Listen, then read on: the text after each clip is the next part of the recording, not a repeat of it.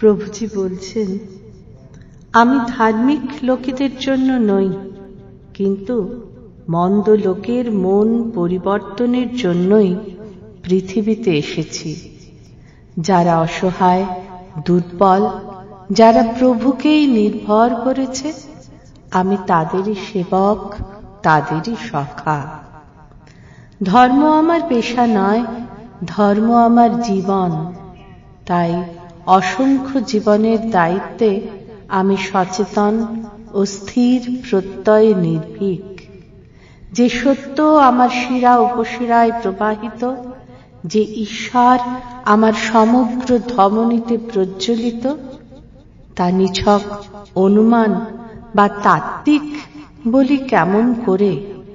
এই অভিজ্ঞতাই হল ধর্মের চাবিকাঠি। আমি কোনো গুরুবাদ বা মৌলবাদ প্রতিষ্ঠা করতে আসিনি। আমি উপলব্ধি করি ধর্মের বিকৃত উন্মাদনায় গুরুবাদের প্রচার। আমি উপলব্ধি করি সাম্প্রদায়িকতার সংঘর্ষে ভক্তি পিপাসুর কণ্ঠরোধ। তাই তাদের মাঝে সোচ্চারে বলতে চাই, এ নয় ধর্ম। মানুষের আবিষ্কারে যার কোনো ভূমিকা নেই, বহিঃপ্রকৃতিতে যা রূপান্তর করতে পারে না, তাকে ধর্ম বলে মানব কেমন করে?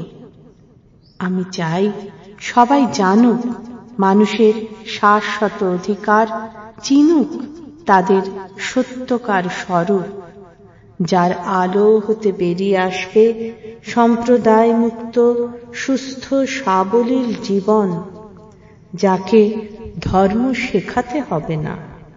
ধর্মের সব গুণগুলো নিয়ে দেশ কাল পরিবেশ ছাড়িয়ে যাবে সমাজের বিভিন্ন স্তরে।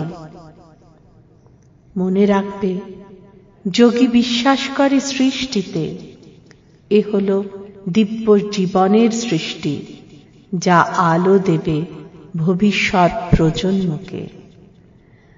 বাইরের চাকচিক্যময়তায় তিনি প্রলুব্ধ নন।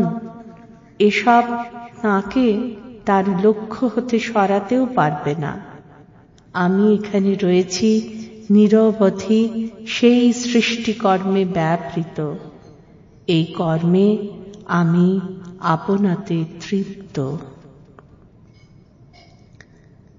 পরমারাধ্য প্রভুজিকে আমার অনন্ত প্রণাম।